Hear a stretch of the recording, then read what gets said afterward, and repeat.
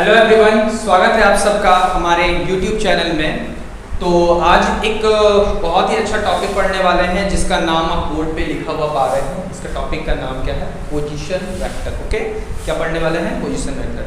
तो क्लास शुरू करने से पहले आप सबको रक्षाबंधन की ढेरों शुभकामनाएं। ओके, तो अगर आपने अभी तक टेलीग्राम ग्रुप नहीं ज्वाइन किया है तो जल्दी जाइए, लिंक आपको डिस्क्रिप्शन बॉक्स में मिल जाएगा, जहां क्लासेस के रेगुलर अपडेट्स आपको मिलते रहेंगे कि क्लासेस हमारी कब कब होती है। ओके, और प्रीवियस क्लासेस के लेक्चर्स जो आपको हमारे प्लेलिस्ट में मिले हुए होंगे, प्लेलिस्ट में आप जाके वेक्टर्स के और यूनिट एंड मेजरमेंट के आप लेक्चर्स वहाँ जाके देख सकते हैं।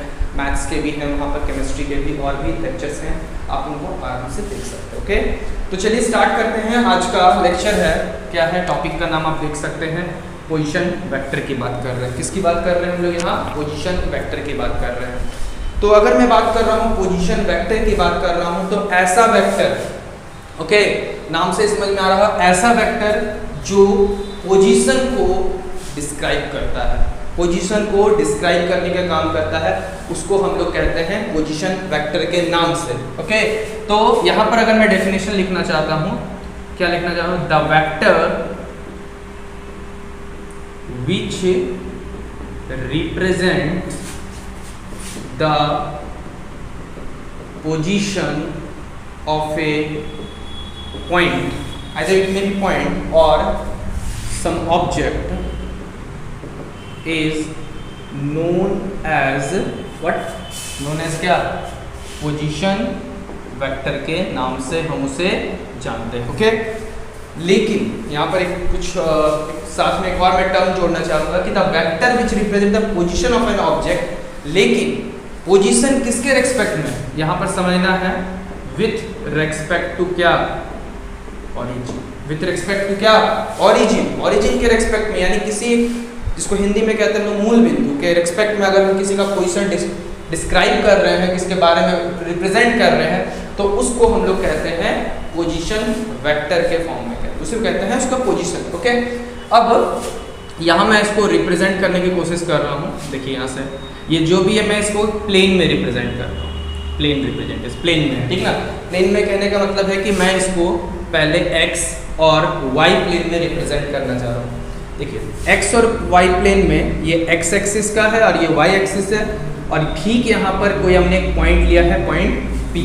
ओके, और इसके पॉइंट को आप कार्टेशियन फॉर्म में x और y से डिनोट करते हुए पाते हैं, x और y से आप इसको डिनोट करते हैं। ओके, तो आप इस पॉइंट P की जो पोजीशन है आप किसके रेस्पेक्ट में बताने की कोशिश करते हैं?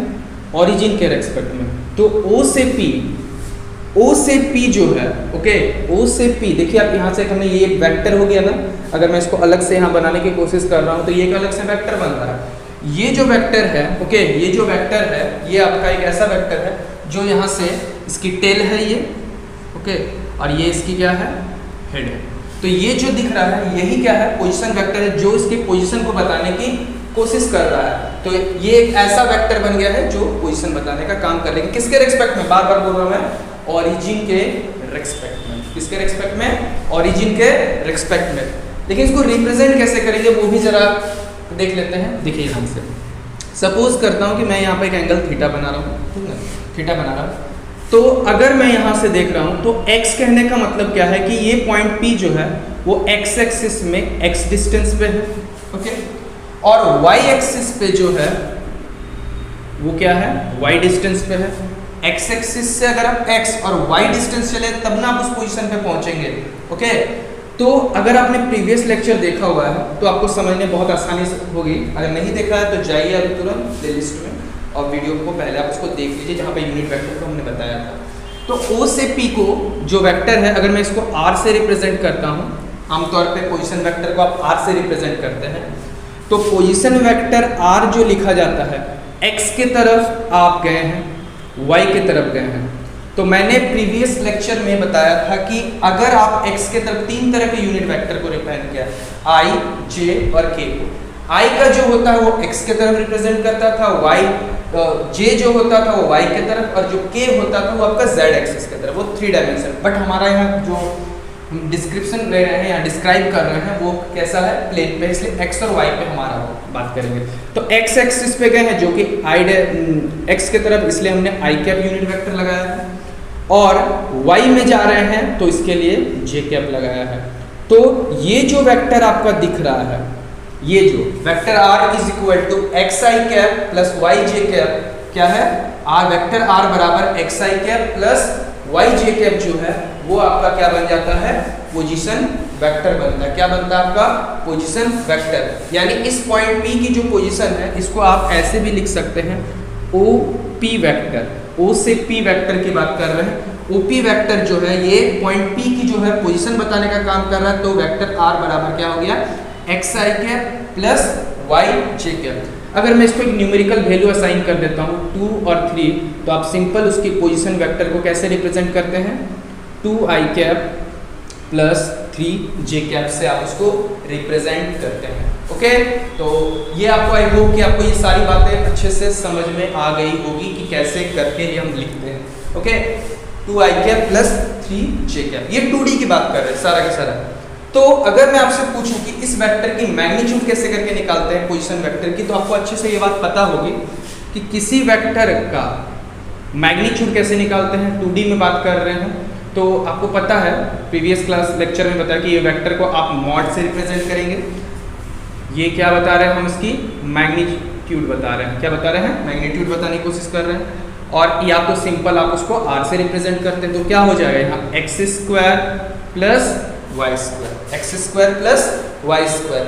अगर मैं इस न्यूमेरिकल वैल्यू को यहाँ से रिप्रेजेंट करता हूँ तो 2 स्क्वायर प्लस 3 स्क्वायर यानी 4 प्लस 9 इक्वल टू √13। ओके, अब आपके मन में सवाल है बार बार सर यही क्वेश्चन न्यूमेरिकल 2 और 3 लेते हैं, आप कोई भी वैल्यू ले सकते हैं, नॉट कंपलसरी। ओके, तो ये आसानी से 13 आ गई। यानी हम कह सकते हैं कि ये जो वेक्टर है OP वेक्टर की जो लेंथ है वो कितनी है, √13। थोड़ा सा अच्छा वैल्यू रखते हैं यहाँ से, ज़्यादा बेटर रहेगा। मैं यहाँ 3 और 4 रखता हूँ, ज़्यादा देखने में तो अच्छा लगेगा। यानी वेक्टर R, पोजीशन वेक्टर क्या लिखा जाएगा उस वक्त, 3i cap plus 4j cap लिखा जाने वाला है। और उस वेक्टर की जो मैग्नीट्यूड हो जाएगी वो आपका हो जाएगा √3 स्क्वायर प्लस 4 स्क्वायर यानी 9 प्लस 16 जो कि 25 है, और 25 किसका होता है, 5। यानी तब इस वेक्टर की लेंथ कितनी हो जाएगी, 5।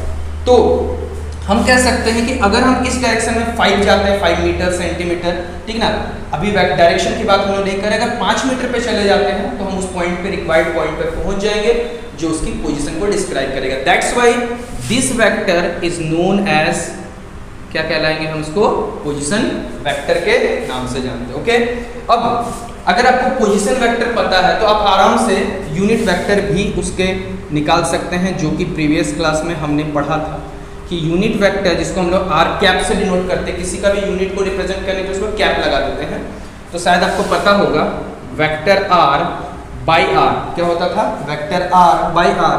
वेक्टर r जैसे कि यहाँ से सिंपल लिखना चाहता हूँ xi cap plus yj cap divided by magnitude में x square plus y square, position vector की यूनिट वेक्टर हो गई है। पोजीशन वेक्टर की क्या बन गई है, यूनिट वेक्टर। ओके, तो आई होप कि यहाँ तक आपको कोई भी दिक्कत नहीं होगा। कोई भी दिक्कत हो कमेंट सेक्शन में कमेंट करके आप पूछ सकते हैं। टेलीग्राम ग्रुप है, टेलीग्राम ग्रुप में वीडियो और वीडियो का टाइमिंग लिख के आप हमसे सवाल पूछ सकते हैं। ओके ओके, क्लियर है। ये आपके क्या हो गए, पोजीशन वेक्टर जो पोजीशन बताने का काम कर रहा है। अभी हम सारा का सारा प्लेन में डिस्क्राइब कर रहे हैं। ओके, फिजिकल सिग्निफिकेंस को समझने की हमेशा कोशिश करनी है।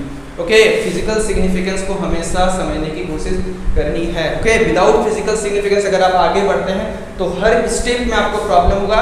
यहाँ नहीं, अभी आप चूंकि इंटरमीडिएट में पढ़ रहे हैं तो इसलिए कोई दिक्कत नहीं है, लेकिन जब आप ग्रेजुएशन लेवल पे और मास्टर डिग्री पे जाएंगे तो आपको प्रॉब्लम झेलना पड़ेगा, अगर आपको फिजिक्स से वाकई रूप से प्यार है तो।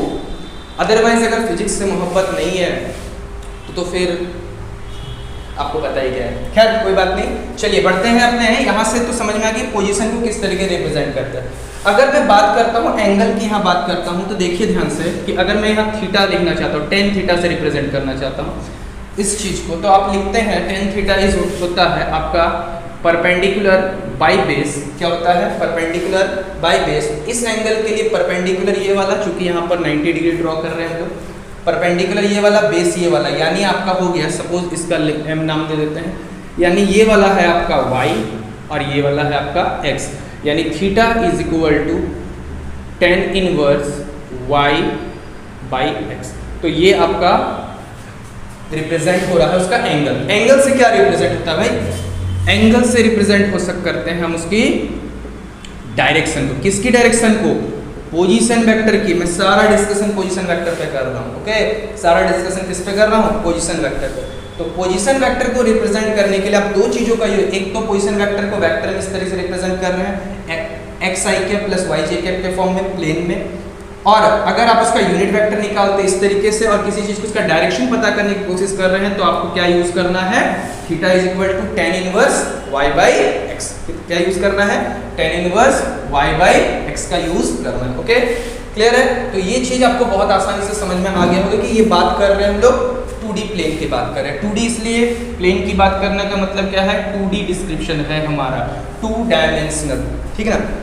आमतौर पे जब हमारा किसी चीज से डिस्कशन करते, किसी चीज का पॉइंट का अगर मैं आपको बात करता हूं कि आपकी पोजीशन क्या है, तो आप कहेंगे किसके रेस्पेक्ट में बात कर रहे हैं। यहां पर गौर करने वाली बात है कि जो भी चीज हमने डिस्कस किया है विथ रेस्पेक्ट टू ओरिजिन के रेस्पेक्ट में डिस्क्राइब किया। ओके, अगर मैं दूसरे और पॉइंट्स को भी कंसीडर कर रहा हूं, ठीक ना, आई होप कि आप इसका एक स्क्रीनशॉट ले लीजिएगा ताकि आपको क्लियर हो जाए। ठीक है, मैं इसको मिटा देता हूं, ठीक ना, ताकि आपको समझ में आ जाए। ओके, चलिए देखिए,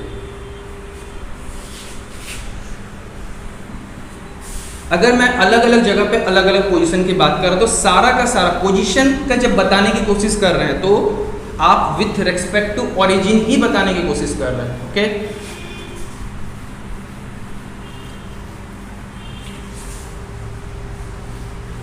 आप वीडियो को स्पीड करके जा सकते हैं आगे। ओके,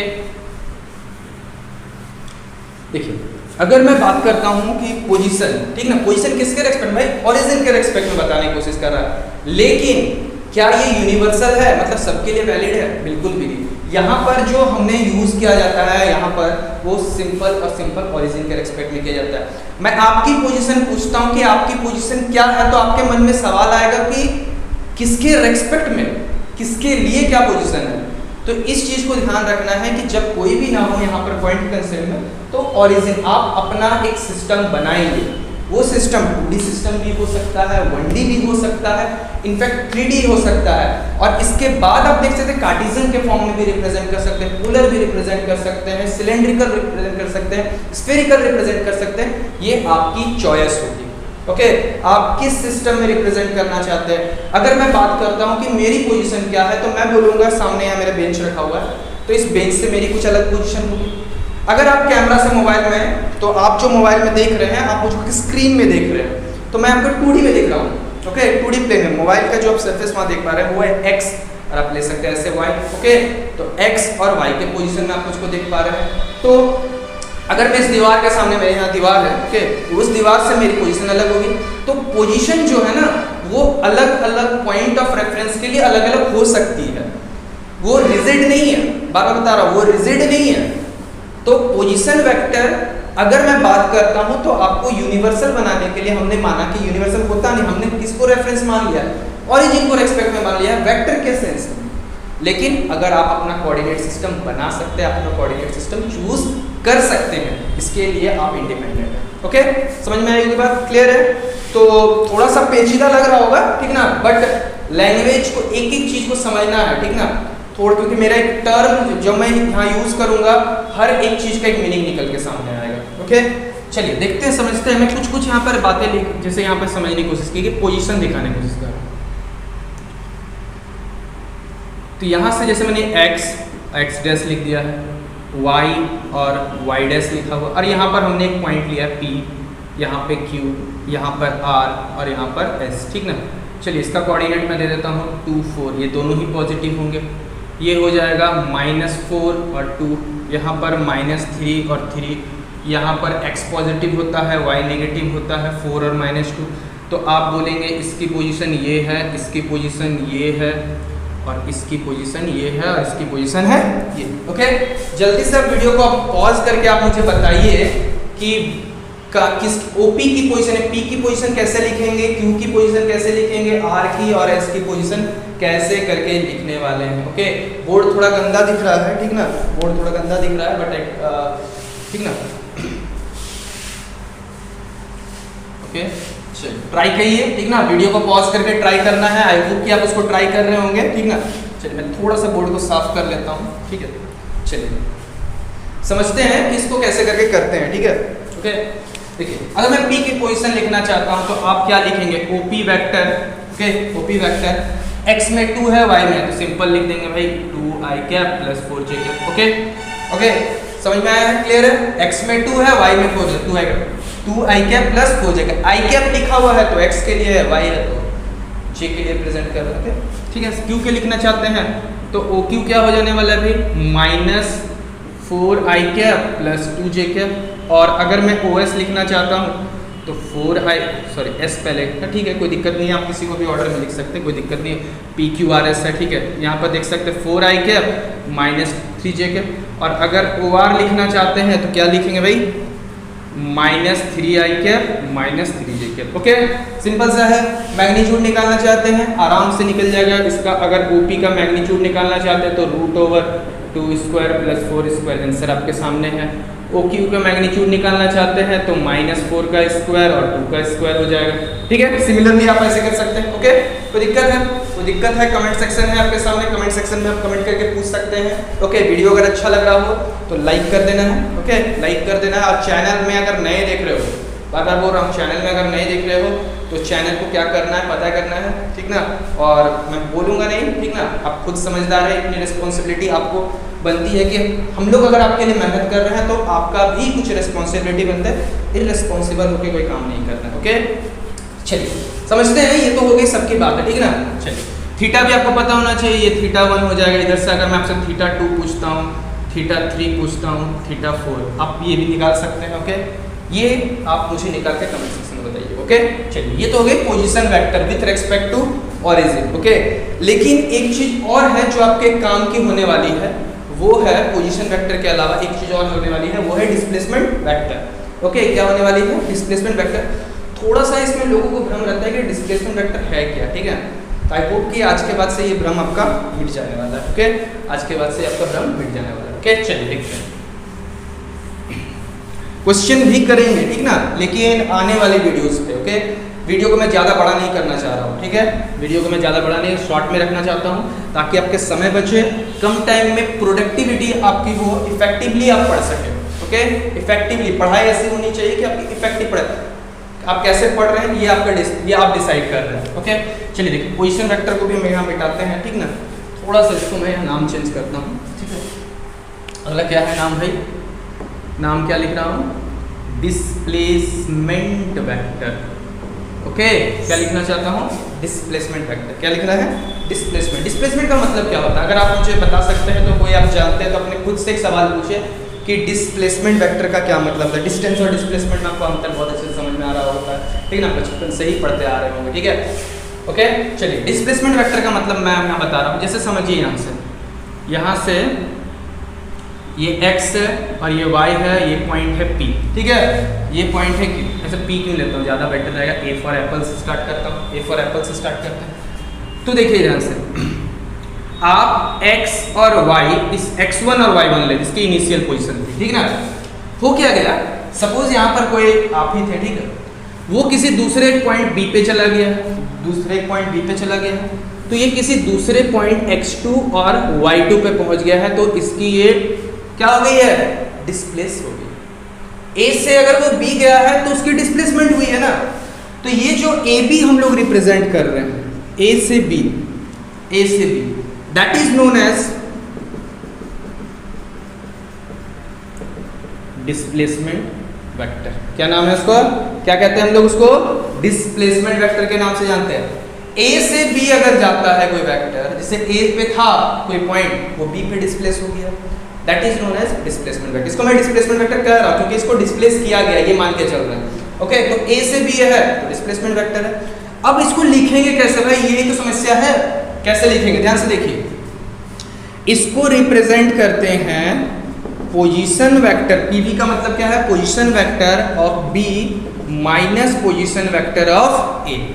किसके रेस्पेक्ट में भाई, पोजीशन वेक्टर ऑफ B किसके रेस्पेक्ट में? अगर बी की सिर्फ पोजीशन बात कर रहे हैं, बी की पोजीशन क्या है? अरे भाई तुम क्यों टेढ़ा जा रहे हो? बी की पोजीशन ये है कि नहीं है? किसके रेस्पेक्ट में? हमेशा बताया ओरिजिन के रेस्पेक्ट में। और ए की पोजीशन है ये, ओके, ए की पोजीशन है। तो पोजीशन वेक्टर ऑफ बी किसके रेस्पेक्ट में? Origin. Position vector of A with respect to, चलिए हम इसको R2 नाम दे देते हैं, इसको R1 नाम दे देते हैं। तो ए बी बराबर क्या लिखाने वाला है भाई? Vector R2 minus vector R1 लिखाने वाला है, ओके। अब इसको आप R2 को क्या लिख सकते थे? अगर मैं सिंपल R2 को रिप्रेजेंट करना चाहता हूं, ध्यान से देखना, x2 i कैप लिखेंगे, y लिख के y2 लिख के j कैप लिखेंगे, ठीक है। और अगर मैं R1 का लिखना चाहता हूं तो x1 i cap plus y1 j cap लिखना चाहेंगे कि नहीं लिखना चाहेंगे? अभी तुरंत समझाए, प्लेनर मोशन, प्लेन में इस तरह से रिप्रेजेंट करते हैं, ओके। तो अगर मैं इन दोनों को यहाँ वैल्यू यहाँ पुट करता हूँ तो x2 i cap plus y2 j cap, okay, minus x1 i cap plus y1 j cap, दोनों को अगर माइनस करते हैं तो x2 minus x1 i cap plus y2 minus y1 j cap होने वाला है। तो ये आपकी क्या हो गई है? पोजीशन वेक्टर 2D में।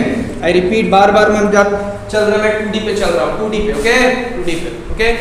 अब कुछ के मन में सवाल जरूर उठा, सर 1D पे क्यों नहीं बता रहे? भाई 1D पे करना ही क्या है, मैं यहाँ पर पहले था A पॉइंट पे और ये ओरिजिन थी, मेरी इसकी पोजीशन ये थी, ठीक है। ये शायद दिखाई दे रहा होगा आपको, मैं एक बार चेक कर लेता हूँ कि ये आपको बोर्ड में दिखाई दे रहा है कि नहीं दिखाई दे रहा। हाँ दिखाई दे रहा है, चलिए। तो समझने की बात कर रहे हैं यहाँ पे, ठीक है। A पे था, इसकी पोजीशन कुछ थी, ये डिस्प्लेस होके B पे चला गया, तो आप AB को कैसे निकालेंगे भाई? ये है आपकी R2, ये है आपकी R1, दोनों को सब्सट्रैक्ट कर दिए तो R2 माइनस R1। ये 1D में, मैं एक लाइन में बात कर रहा हूँ 1D पे, बट यहाँ पर 2D में है। कुछ नहीं भाई, एक और डायमेंशन ऐड हो गया, एक और डायमेंशन आपको ऐड हो गया। जब स्पेशल थ्योरी ऑफ रिलेटिविटी पढ़ाएंगे ना, तब पढ़ना वहाँ पर 4 डायमेंशन, टाइम को भी लेके चलेंगे, टाइम को भी लेके, ठीक ना। वहाँ पर टाइम डायलेशन का कंसेप्ट पढ़ेंगे भाई, किसी की एज बढ़ रही है, किसी की एज घट रही है, एक ही टाइम पे। इंटरस्टेलर देखी है ना? इंटरस्टेलर देखी है? नहीं देखी है तो जाके देखो, बहुत मजेदार मूवी है, बहुत मजा आने वाला है, ओके। उस मूवी में बहुत मजेदार, बहुत कुछ सीखने वाले हो, ओके। चलिए, तो यहाँ से ये हो गया 1D की बात करते हैं। 1D में क्या लिखने का? जैसे 1D में लिखाएगा तो वही, बस रिप्रेजेंटेशन में अंतर आने वाला है। आप इसको बोलिए जैसे कि इस पॉइंट का नाम 2 मीटर पे था, ये 3 मीटर पे, तब सिंपल बोलेंगे 3 माइनस 2, यानी डिस्प्लेस कितना कर गया?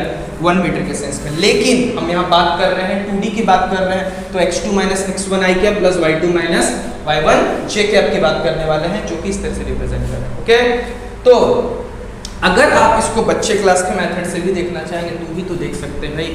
इसको थोड़ा सा ऐसे मिला दिया है, ठीक ना, थोड़ा सा इसको मिला दिया है, इसको ऐसे मिला दो भाई, क्या है भाई, इसको क्या खिचड़ी हो रही है क्या? थोड़ा सा एक ही जगह पे अच्छा नहीं लग रहा, थोड़ा सा अलग मैं बना देता हूँ ताकि आपको क्लियर हो जाए। भाई A यहाँ था, B यहाँ था, इसकी कोऑर्डिनेट क्या थी? x1 y1, इसकी कोऑर्डिनेट क्या थी? x2 y2, ठीक ना। चलिए थोड़ा सा यहाँ से मैं अलग डायग्राम में चला जाता हूँ, ठीक है। यहाँ से x1 है तो ये x1 लिखाएगा कि नहीं लिखाएगा? ये क्या लिखाने वाला है? यहाँ से यहाँ क्या लिखाने वाला है? x2। ये डिफरेंस कितना आएगा? x2 माइनस x1 आएगा कि नहीं आएगा? ये डिफरेंस कितना होगा? Same difference, x2 minus x1, trigonometry में पढ़ चुके हो, ऐसा बहुत सारा प्रॉब्लम, ओके। सेम डिस्टेंस पे, सेम सेपरेशन पे, ओके।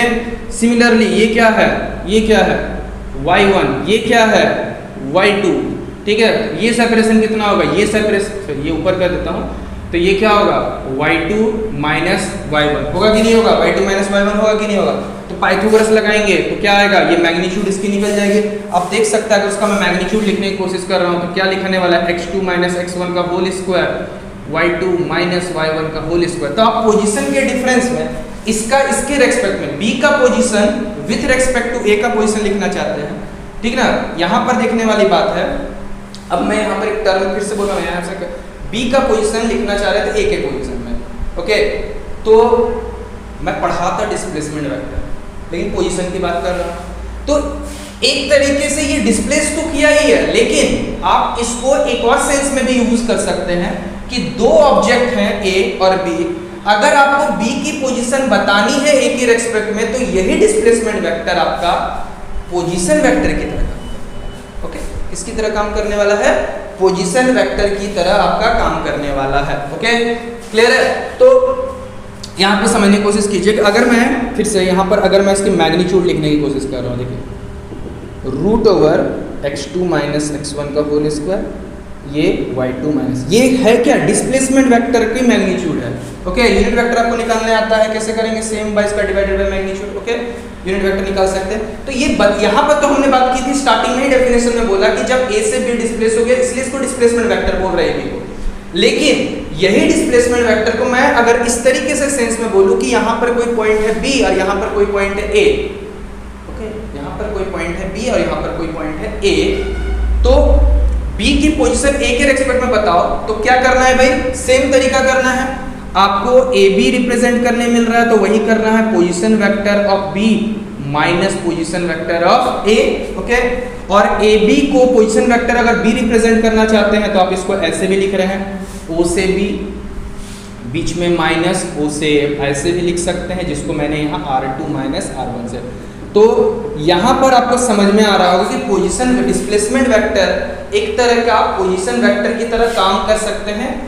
शर्त यही है कि आप उसको किस तरीके से यूज करना चाह रहे हैं। ओके, शर्त है कि आप उसको किस तरीके से यूज करना चाह रहे हैं, क्योंकि भाई किसी की पोजीशन जो है, पर्टिकुलर पॉइंट की जो पोजीशन, मैं अभी थोड़ा देर पहले बात कर रहा था, किसी पर्टिकुलर पॉइंट की जो पोजीशन है वो तो अलग अलग के लिए अलग अलग है। ए के लिए अलग पोजीशन, किसी दूसरे पॉइंट सी के लिए अलग, डी के लिए अलग अलग अलग हो सकती है। यहाँ पर ए के लिए अलग होगी, ओरिजिन के लिए अलग होगी।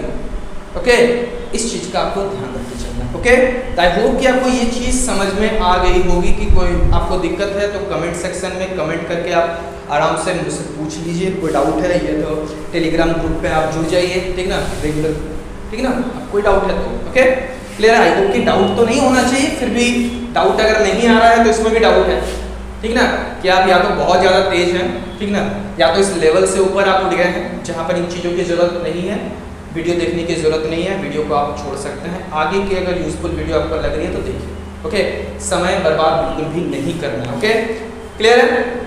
तो यहाँ से आपको बात समझ में आ रही है कि R2 माइनस R1 की बात हम लोग करें, ये क्या है, डिस्प्लेसमेंट वेक्टर बता रहे। और मैं बार बार बोल रहा हूँ डिस्प्लेसमेंट वेक्टर को पोजीशन वेक्टर के टर्म में रिप्रेजेंट करना है।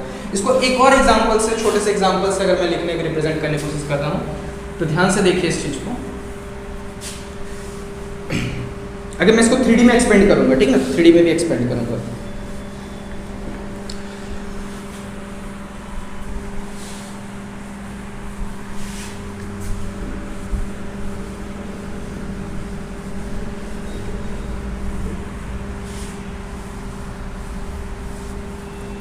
काफ़ी आज ज़्यादा ठंडी है, ठीक ना, आज काफ़ी ज़्यादा ठंड है। आई होप कि आपको भी ठंड लगी रही होगी, ठीक ना। जिस मंथ में आप ये वीडियो देख रहे हैं ना, तो उस मंथ में ठंड तो लगेगी। ओके, देखिए समझने की कोशिश कीजिए। अगर मैं बात करता हूँ कि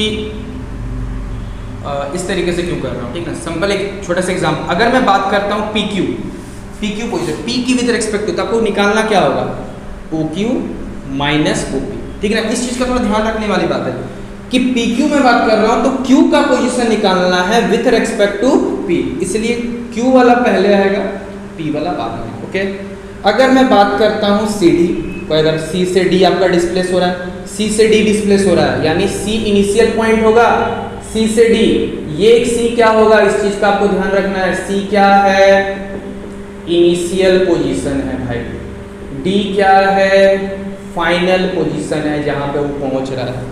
ओके, इस चीज का ध्यान रखना है। सी से डी जाना है तो सी इनिशियल पोजीशन होगी, डी क्या होगी आपके फाइनल पॉइंट।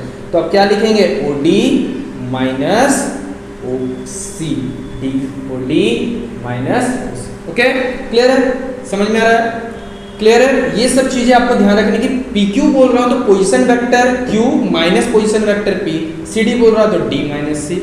और यहां से एक चीज आपका निकल के सामने आ रहा है बात भाई, देखिएगा ध्यान से, इसको मैं मिटा देता हूं, ठीक ना।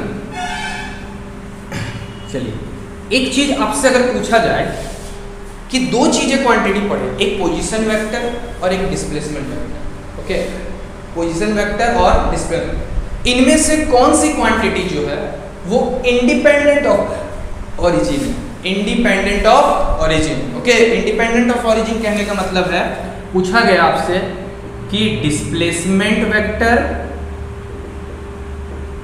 कि पोजीशन वेक्टर, इन दोनों में से कौन भाई, ठीक ना, independent of origin, independent of origin मतलब ओरिजिन पे डिपेंड नहीं करता। अरे भाई आप अपना कॉमन सेंस लगाइए, ए और बी, मैं 2 पॉइंट की बात कर रहा हूँ, x1 y1 और यहाँ से बात कर रहा हूँ x2 y2, ठीक है, ये x2 y2, ठीक है। अगर मैं बात करता हूँ ए की पोजीशन, ये है आपके ओरिजिन, ठीक है, ये आपके ओरिजिन, ओरिजिन आपका शिफ्ट करके पीछे चला गया, चलिए मानते कुछ डिस्टेंस पीछे चला गया, तो इसकी कोऑर्डिनेट भी तो बदल जाएगी, x और y की क्या बन जाएगी, कोऑर्डिनेट क्या हो जाएगी, चेंज हो जाएगी। तो क्या a को अब रिप्रेजेंट o डैश के रेस्पेक्ट में करेंगे, किसके रेस्पेक्ट में करेंगे, o डैश के रेस्पेक्ट में करेंगे, तो भाई a की जो पोजीशन है वो तो बदल ही जाएगी ना, यानी पोजीशन वेक्टर कोऑर्डिनेट पे डिपेंड, ओरिजिन पे डिपेंड करता है, यानी वो इंडिपेंडेंट नहीं है, वो तो ओरिजिन पे डिपेंड नहीं कर रहा। सिमिलरली बी की बात करें तो बी से सेपरेशन बढ़ जाएगा, यानी ये जो पोजीशन वेक्टर है भाई ये डिपेंड कर रहा है किस पे, dependent on origin, dependent on origin का। लेकिन बात करते हैं डिस्प्लेसमेंट वेक्टर की, जो कि ये है, अरे भाई आप ओरिजिन को पीछे कर दीजिए, आगे कर दीजिए, जहां भी ले जाना ले जाइए, अगर दोनों पॉइंट फिक्स है, दोनों पॉइंट के बीच में गैप फिक्स है, तो पहले का रिप्रेजेंट करने का तरीका जो था, गैप थोड़ी बदलने वाला है, वो सेपरेशन तो एज इट इज ही रहने वाला है, इतना गैप तो पहले से ही मौजूद रहेगा, ठीक ना, इतना गैप तो पहले से ही मौजूद रहने वाला है, ओके, ठीक ना, क्लियर है। इसको आप एग्जांपल के थ्रू से समझ सकते हैं, जैसे कि मैं एक एग्जांपल दे रहा हूँ, ठीक है, ज़्यादा बेटर रहेगा। ए की पोजीशन थी 3 4, बी की पोजीशन थी 5,6, ठीक ना, 5,6। मैं अभी थोड़ा देर के लिए आपको सिंप्लीफाइड करके बताता हूँ, ठीक ना, देखते हैं क्या आता है रिजल्ट। तो अगर मैं बात करता हूँ OA, तो आप सिंपल लिखेंगे 3i cap plus 4j cap. अगर मैं OB लिखने की कोशिश करता हूँ तो 5i cap plus 6j cap लिखते हैं, ओके। तो अगर आप AB लिखना चाहते हैं तो position vector of B minus position vector of A, in short OB minus OA लिखना पसंद करेंगे, तो 5i cap plus 6j cap minus 3i cap plus 4j cap, यहाँ से आपका 2i cap plus 2j cap होने वाला, ओके। कोई दिक्कत, कोई दिक्कत, कोई दिक्कत नहीं है। ओरिजिन आपके यहाँ पे हमने क्या किया, हमने क्या किया, थोड़ा सा ओरिजिन को पीछे लेके चले गए, ठीक है, थोड़ा सा ओरिजिन को क्या लेके चले पीछे, आप आगे भी ले जा सकते हैं, शिफ्टिंग ऑफ ओरिजिन को बोलते हैं। O से आपका O प्राइम पे चला गया है, ठीक है, ये x था, ये x डैश था, ये सॉरी ये y था, ये आपका x डैश था और ये y डैश था, ठीक है। चलिए इस पॉइंट की जो है अब यहाँ पर थोड़ा सा समझने वाली बात है कि अगर आप 0 और 0 था इसका कोऑर्डिनेट, ठीक है ना, ओरिजिन की कोऑर्डिनेट क्या होती है 0 0। अगर मैं इसको पीछे लेके चला जाता हूँ, थोड़ा सा पीछे, जैसे सपोज कर रहा हूँ, थोड़ा सा इधर के इसका यानी -2 पे लेके चले गए, थोड़ा सा नीचे आ गए हैं -4 पे सपोज करते हैं, -2 और इधर थोड़ा सा नीचे आ गए -1 पे। ओरिजिन को किस पॉइंट पे लेके गए हैं, -2 और 1 पे लेके गए हैं, ठीक है। अगर ओरिजिन को शिफ्ट किए हैं तो ये पॉइंट वहीं पर है, ठीक है, तो इसके कोऑर्डिनेट में कितना चेंज आएगा भाई, पीछे किए x की तरफ पीछे किए तो डिस्टेंस बढ़ जाएगा आपका, कितना बढ़ेगा 2 बढ़ेगा, क्योंकि 2 पीछे लेके गया तो इसमें 2 इंक्रीज करे 5 ही हो जाएगा, इसमें हटाएं तो इसमें कितना हो जाएगा 1 बढ़ाएं तो 5 हो जाने वाला, ओके। उसमें क्या होने वाला है, बी की नई पोजीशन 5 और 2 7 हो जाने वाला है, 6 और 1 कितना होने वाला है 7 होने वाला है, ओके। चलिए अब देखते हैं नया पोजीशन, ठीक है ना, अब नए ओरिजिन के रेस्पेक्ट में देख रहा हूँ, मैं इसको मिटा देता हूँ, ठीक है, अब इसको मैं मिटा देता हूँ, ठीक है, तब समझने में आता है। अगर मैं अब लिखने की कोशिश करता हूँ OA वेक्टर, तो आप लिखेंगे क्या लिखेंगे, यहाँ तो ओरिजिन है, ओरिजिन की कोऑर्डिनेट क्या आएगी, ठीक है। चलिए हमको पोजीशन से तो समझना नहीं था, हमको डिस्प्लेसमेंट वेक्टर समझना ज़्यादा बेटर ये रहेगा। AB लिखने की कोशिश कर रहा हूँ, फिर से वही होगा, क्या आएगा 7 - 5i cap plus 7 - 5j cap, यानी 2i cap plus 2j cap. आया कि नहीं आया, दोनों का रिजल्ट क्या है, सेम है। तो डिस्प्लेसमेंट वेक्टर ओरिजिन चाहे पीछे की शिफ्ट करे आगे की ओर शिफ्ट करे, इंडिपेंडेंट ऑफ ओरिजिन, यही बात तो मैं आपको समझाना चाह रहा हूं, क्लियर है। तो पोजीशन वेक्टर ओरिजिन पे डिपेंड करता है, बट डिस्प्लेसमेंट वेक्टर ओरिजिन पे डिपेंड नहीं करता है, वो इंडिपेंडेंट होता है ओरिजिन, तो ओरिजिन कहीं पर भी हो, दोनों के बीच में गैप सिमिलर है, ओके। आई होप कि आपको आज का क्लास जो है अच्छा लगा होगा, नहीं भी अच्छा लगा तो डिसलाइक का बटन है, ठीक है, बिंदास डिसलाइक होते जाओ, कोई दिक्कत नहीं है, ठीक है। तो अगर अच्छा लगा है तो ये आपकी खुद की बार बार बोला रिस्पॉन्सिबिलिटी है कि, ठीक है। चलिए ठीक है, मिलते हैं अपने नेक्स्ट वीडियो में, तब तक के लिए हमारे चैनल पे बने रहना है, ओके। तब तक के लिए पढ़ते रहो, मस्त रहो और व्यस्त रहो।